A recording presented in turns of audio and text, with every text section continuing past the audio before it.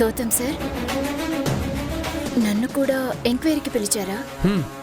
Yes Priyanka. ఆ criminal call డేటాలో మీ అమ్మ హాస్పిటల్ నంబర్ కూడా ఉంది, అందుకే పిలిచాను.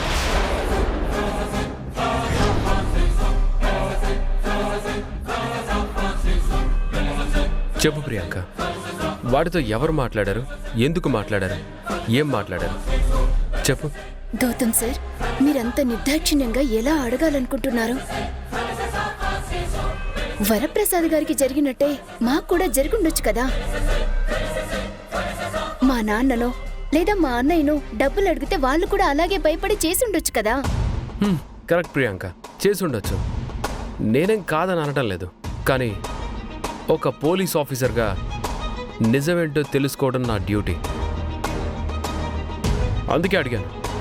అందులో తప్పే ఉంది? ఏం లేదు, అస్సలు తప్పు లేదు సార్. ఎందుకంటే మీరు చేసేది గొప్ప డ్యూటీ. ఇదడగడం కోసం ఫోన్ చేసి రమ్మనంటే నేను సంతోషంగా రెక్కలు కట్టుకొని ఇలా వాలిపోయి మీకోసం ఎదురు చూస్తూనే ఉన్నాను. మీరొస్తే ప్రశాంతంగా మాట్లాడి హాయిగా ఈరోజు గడిపేద్దామని అనుకున్నాను. కానీ మీరు చేసిన పని వల్ల నా ప్లాను మూడు మొత్తం డిసప్పాయింట్ చేశారు. మీరు పిలిచారని ఎంత ఆనందంగా వచ్చానో మీరు చేసిన పనికి అంతకంటే ఎక్కువ బాధపడుతున్నాను. ఓకే, మీ ఇంటరాగేషన్ ఎలాగో అయిపోయింది కదా, ఇప్పుడైనా నాతో కాసేపు ప్రశాంతంగా టైం స్పెండ్ చేస్తారా? అట్మాస్ఫియర్ కూడా చాలా బాగుంది కదా. మీకు నాతో ఉండడం ఇష్టం లేదు కదా. మీరు పిలిస్తే నేను ట్రీట్ ఇస్తారేమోనని సంతోషంగా వచ్చాను. వచ్చిన తర్వాత కూడా ఇలా డిసప్పాయింట్ చేసినా కూడా నేను మీతో మాట్లాడాలని కోరుకుంటున్నా. కానీ మీరు మాత్రం నన్ను చాలా గ్రాంటెడ్గా తీసుకుంటున్నారు. ఛీ, నా బ్రతుకు ఇలా తయారైందేంటి? సరే సార్, నేను వెళ్ళిపోతున్నాను. Thanks for your treat. Priyanka ఆగు, ఎందుకు వరి అవుతావు? ముందు కూర్చో. నీతో కలిసి టైం స్పెండ్ చేయడమే కదా నువ్వు కోరుకుంటున్నావు, అలాగే చేద్దాం. కూర్చో కూర్చో. Waiter,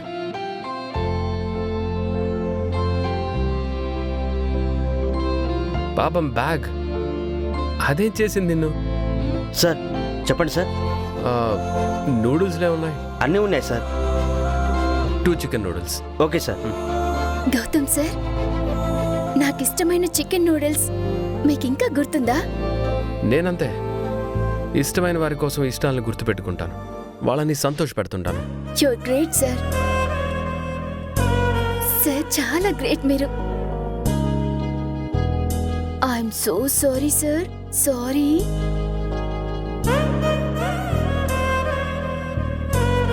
love you sir.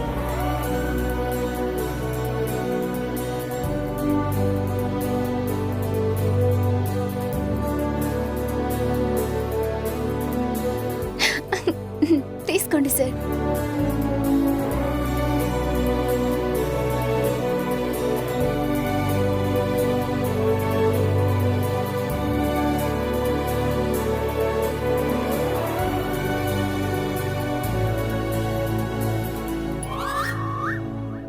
Sir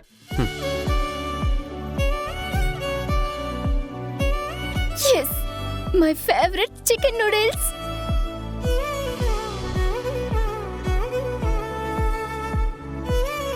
thank you.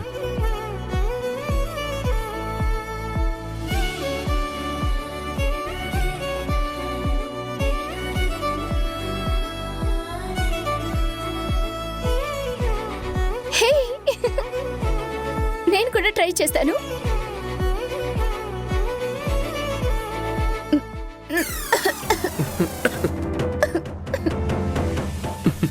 హే ఆగు, స్లోగా తిను. ఇట్స్ ఓకే, నార్మల్గా తిను.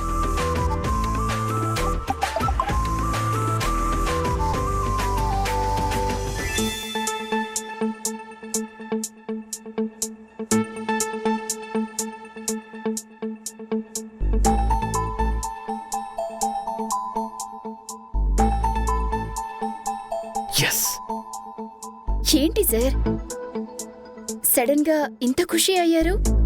సారీ ప్రియాంక, నేను కేసు పని మీద అర్జెంట్గా బయటికి వెళ్ళాలి. Sorry, please don't mind. Okay, bye. Hey sir, stop it. Sir Gautam sir, Bye, bye, bye. Gautam sir. ఛ! ఛ!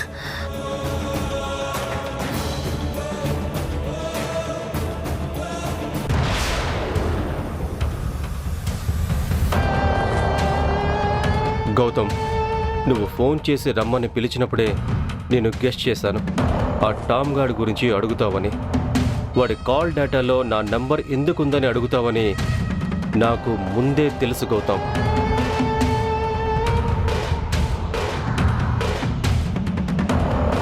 నీకు నడక రాకముందే నేను ప్రపంచం మొత్తం తిరిగేసిన వాడిని. నా ముందు నువ్వెంత? నా ఎక్స్పీరియన్స్కు ఉన్నంత లేదు నీ ఏజ్. పూర్ ఫెలో, నన్ను క్వశ్చన్ చేసేంత తెలివి కలవాడివయ్యావా నువ్వు?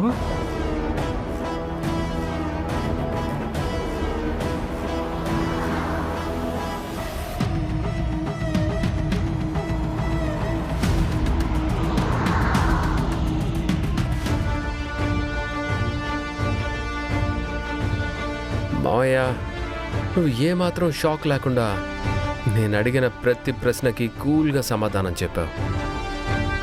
ఇలా ప్రయత్నించినప్పుడే నీ మీద నా అనుమానం ఇంకా బలపడింది. మావయ్య, నువ్వు చెప్పిన సమాధానాలన్నీ కరెక్టే. చాలా ప్రిపేర్డ్గా వచ్చావని తెలుస్తుంది. క్షణం కూడా తడబాటు లేకుండా ఆ ట్రాన్సాక్షన్లు, ఆ ఎఫ్ఐఆర్లు ఎలా చూపించావు? ఎగ్జామ్కి వెళ్ళే స్టూడెంట్ కూడా ఇంత ప్రిపేర్డ్గా ఉండడు. నీ వాలకం చూస్తుంటే సంథింగ్ ఈజ్ ఫిషీ మావయ్య.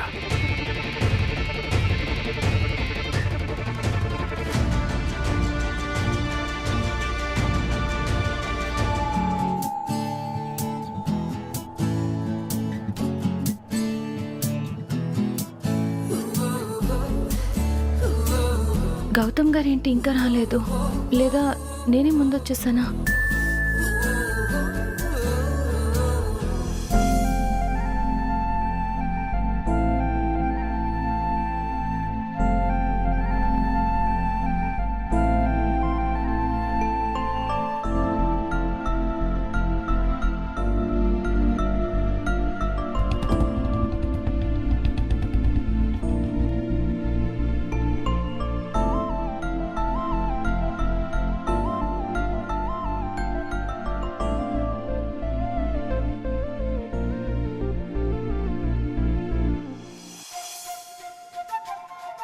గౌతమ్ గారు ఇంకా ఎక్కడున్నారు? త్వరగా రావాలని తెలీదా? మీరు ఈ మధ్య బాగా నేర్చుకుంటున్నారు. I miss you Gautam garu. I miss you too Jhansi.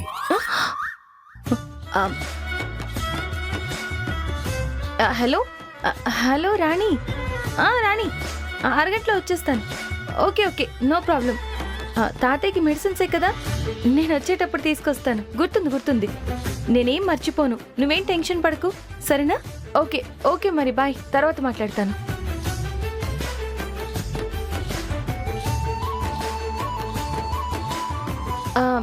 Gautam గారు, అది రాణి తాతయ్యకి మెడిసిన్స్ తీసుకురమ్మని చెప్పింది. మర్చిపోతానేమో అని కాల్ చేసి మరీ గుర్తు చేస్తుంది. నిజమా? Okay okay. ఎందుకు నవ్వుతున్నారు? నేనేం జోక్ చెప్పలేదు కదా, మరి ఎందుకు నవ్వొస్తుంది మీకు? కొన్ని సందర్భాల్లో మనిషి జోక్ చెప్పాల్సిన అవసరం లేదు ఝాన్సీ. మనిషి దొరికిపోయి కవర్ చేస్తున్నా కూడా నవ్వు వస్తుంది. సరే చెప్పు ఝాన్సీ, ఏంటిలా సడన్గా మెసేజ్ చేసి రమ్మన్నావు? ఎందుకు? విషయం ఏంటి? ఏ పిలవకూడదా? బిజీగా ఉన్నారా? డిస్టర్బ్ చేశానా మిమ్మల్ని? అయితే సారీ, నెక్స్ట్ టైం ఇంకా పిలవనులేండి. ఝాన్సీ, నేను చెప్పాను బిజీగా ఉన్నానని. బిజీ లేదేం లేదు. నువ్వు రమ్మంటే ఎక్కడున్నా క్షణంలో రెక్కలు కట్టుకొని వచ్చి వాలిపోతాను. ఛీ, ఇదేంటి ప్రియాంక డైలాగ్ కాపీ కొడుతున్నాను? ఏంటి గౌతమ్ గారు? ఆహాహా, అదే నువ్వు రమ్మన్నావని బుల్లెట్ పై స్పీడ్గా బుల్లెట్లా వచ్చి వాలిపోయానని అంటున్నా.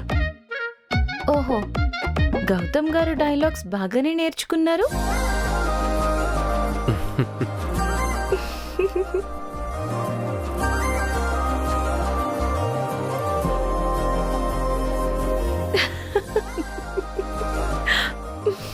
ఇదిగోండి, తీసుకోండి సార్.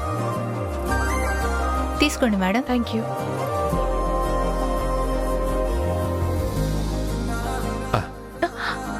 నేను తింటాను. ఓకే. ఎలా ఉంది? మ్మ్. హా, ఈ పానీపూరి నీతో కలిసి తిని ఎన్ని రోజులైందో.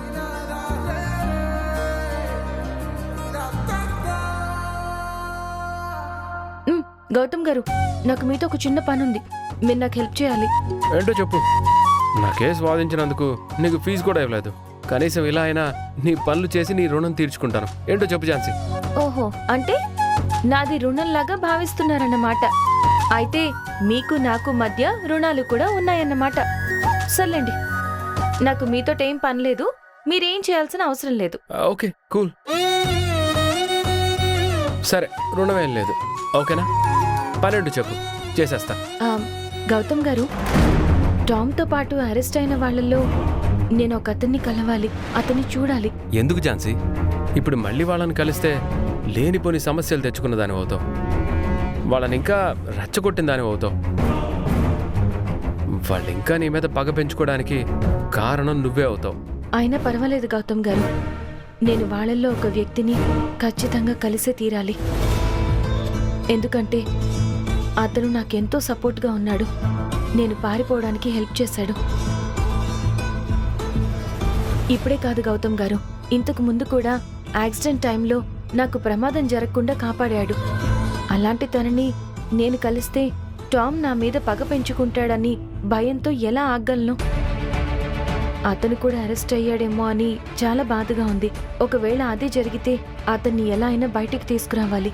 అందుకే ఒకసారి మీరు కూడా నాతో వాళ్ళని చూడ్డానికి వస్తారేమో అని అడుగుతున్నాను.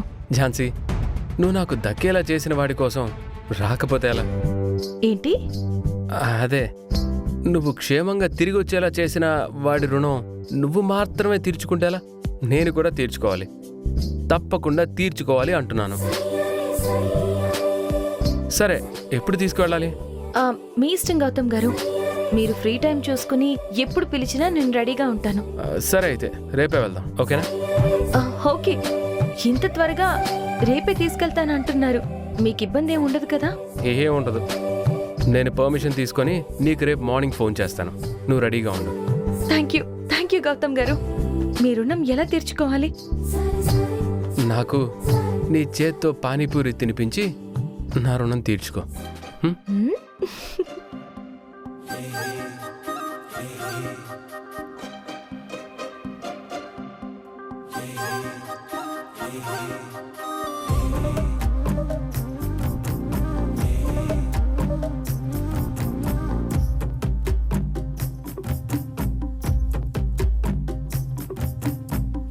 కొత్తగుందే పాత లోకమంతా, ఇంతకాలం చూడలేది వింత. ఊరిమే చిమ్మ చీకటింట, వెలిగే వెన్నెలమ్మ వంట. తప్పు మొత్తం నాదే అంటే ఎట్ట, తప్పుతుందా పుంజు వెంటే పెట్ట. నువ్వు నా ఆరో ప్రాణమంట, పువ్వుల్లో పెట్టి చూసుకుంటా. రెండు కనులు చాలవే కొంటె కలల ఆటకే. కొండె దడలు ఆగవే మురిసిపోన మాటకే. ఆగినంత కాలమే ఇది ప్రేమ ఇంద్రజాలమే. నిన్ను గుంటే పాత లోకమంతా, హత్తుకోరా చేతి కందినంతా.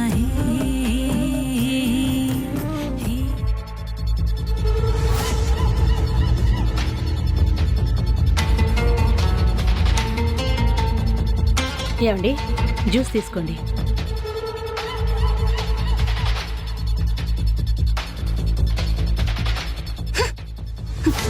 ప్రియాంక, ఏమైందమ్మా? పార్టీ ఎలా జరిగింది? పార్టీ బానే జరుగుతుంది, కానీ నా కర్మే ఇలా తగలబడింది. ఏమైందమ్మా? ఏం జరిగింది? ఇప్పుడు అదంతా చెప్పుకొని వేస్ట్. వదిలేయండి నానా. సరే తల్లి, నీకు చెప్పాలనిపించినప్పుడే చెప్పు. ఇంతకీ ఏమైనా తిన్నావా? నేను తింటే మీకేంటి, తినకపోతే మీకేంటి? అదేంటమ్మా అలా అంటావు? తినకపోతే మీ అమ్మ ఈరోజు చింతపండు పులిహార చేసింది, వెళ్ళి తిను. నాకేం వద్దు. పులిహోరలు దద్దోజనాలు అన్నీ మీరే తినండి. నా కడుపు ఎప్పుడూ నిండిపోయింది, నాకు ఆకలి కాలేదు. మీరే తినేయండి.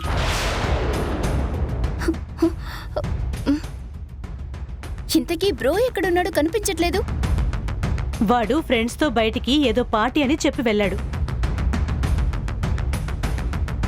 వచ్చేసరికి లేట్ అవుతుందని కూడా చెప్పాడు. ఎవరికి వాళ్ళు పార్టీలు చేసుకుని హ్యాపీగా ఉన్నారు. నేనే ఇలా ఏడుస్తూ ఉన్నాను. నా బ్రతికి ఇలా తగలబడింది. చేయండి, అందరూ ఎంజాయ్ చేయండి, హ్యాపీగా ఉండండి. ఇప్పుడు ఏమైంది ప్రియాంక? ఎందుకంత చిరాగ్గా ఉన్నావు? అవన్నీ మీకు చెప్పేవి కావమ్మా. బ్రో వచ్చాక నా రూమ్ కి రమ్మనండి, అర్జెంట్ గా మాట్లాడాలి. మర్చిపోకుండా చెప్పండి.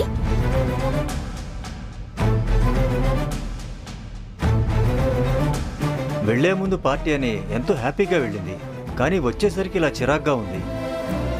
ఎక్కడికి వెళ్ళిందో ఏం జరిగిందో అర్థం కావట్లేదు. ఏం జరిగినా కానీ మరీ అంత కోపం చూపించాలా? రోజు రోజుకి దీని కోపం ఎక్కువైపోతుంది. నాకే భరించడం కష్టమైతే రేపు అత్తగారింటి వాళ్ళు కానీ మొగుడు కానీ ఎలా భరిస్తారు? నేను నిన్ను భరించట్లే. ఈ వెటకారాలకేం తక్కువ లేదు. ఫస్ట్ దాని సంగతి ఏంటో చూడండి. నువ్వంత కంగారు పడాల్సిన అవసరం లేదు.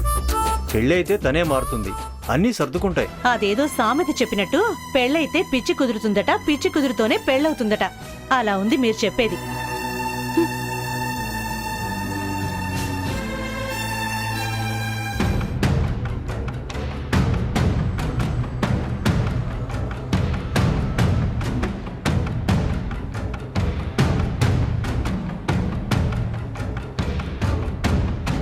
ప్రసాద్ ఇక్కడికి వెళ్ళాడు. ఎంత టైం అవుతున్నా ఇంకా రాలేదు. అక్కడ ఝాన్సీ ఏమో కేసు గెలిచి నన్ను ప్రశాంతంగా ఉండనివ్వదు. ఇక్కడేమో ప్రసాద్ ఏమో టైంకి ఇంటికి రాకుండా, సమయానికి సరైన సొల్యూషన్ ఇవ్వకుండా నన్ను ఇబ్బంది పెడుతూ ఉంటాడు. ఛే!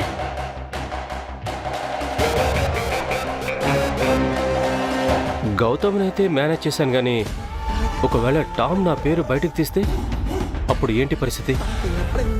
ఏంటి పరిస్థితి?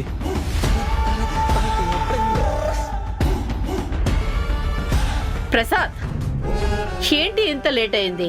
ఇప్పటి వరకు ఎక్కడున్నావు? ఏం చేస్తున్నావు? నీకోసం నేను ఎంతసేపటి నుంచి ఎదురు చూస్తున్నానో తెలుసా? Mrinali, please leave me. Prasad, అలా అంటావేంటి? నేను నీకోసం ఎదురు చూస్తూ ఉంటే నువ్వు అదేమి పట్టించుకోకుండా ప్లీజ్ లీవ్ మీ అని అంటున్నావేంటి? చెప్పు, ఏం మాట్లాడవేంటి? సర్లే, నీ ప్రాబ్లం క్లియర్ చేయడానికి నీకెవడో దొరికాడు అన్నావు కదా, నాకు వాడి నంబర్ ఇవ్వు. ఆ ఝాన్సీ అంతా చూడాలి. వాడు లేడు. ఎక్కడికెళ్ళాడు? ఏమైపోయాడు? నాకు టచ్లో లేడు. టచ్లో లేకపోతే ఫోన్ నంబర్ ఉంటుంది కదా, అది ఇవ్వు. నా దగ్గర లేదు. అదేంటి ప్రసాద్ అలా అంటున్నావు? అసలు ఏమైంది నీకు?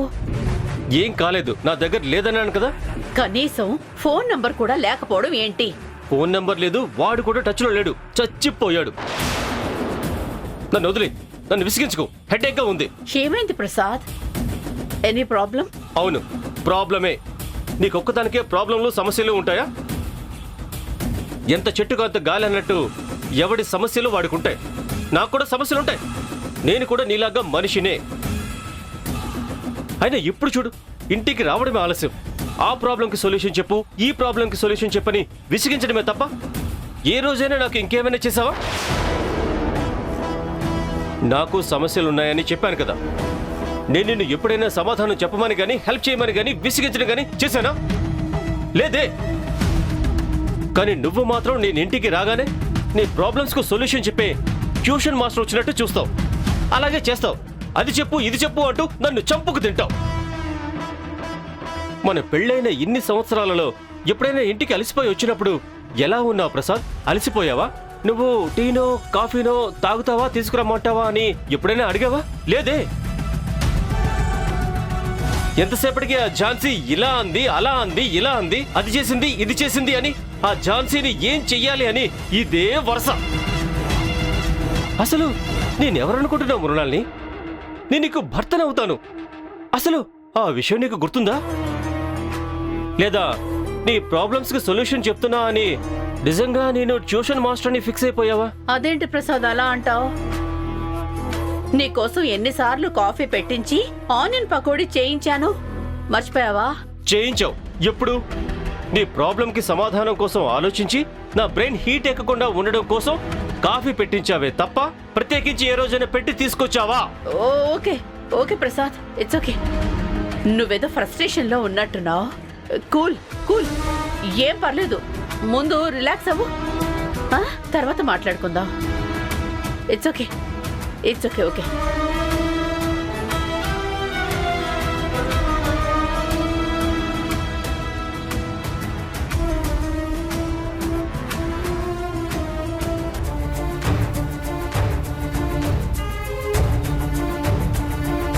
ఈయన గారి కోసం ఇంతలా అద్దం ముందు గంటలు గంటలు చీర కట్టుకొని జుంకాలు నెక్లెస్ అన్ని పెట్టుకొని సింగారించుకొని వెళ్ళాను. ఈయన చూస్తాడని, నన్ను అర్థం చేసుకుంటాడని, నువ్వు అందంగా ఉన్నావని ఒక్క మాట చెప్తాడని ఎంతో మురిసిపోయాను. ఎన్నో కలలు కన్నాను, కానీ అన్నిటినీ స్పాయిల్ చేశాడు. ప్రేమతో పిలిచాడేమో అనుకున్నాను, పని మీద పిలిచాడని అస్సలు అనుకోలేదు. ప్రశంసలు లేని ప్రయత్నం బూడిదలో పోసిన పన్నీరు లాంటిదే. నేను ఎంత కష్టపడి రెడీ అయి వెళ్ళినా ఏం ఉపయోగం లేదు. నేనెంత ప్రేమ చూపించినా ఆయన మనసు అస్సలు కరగదు. ఇంకెందుకు ఇవన్నీ?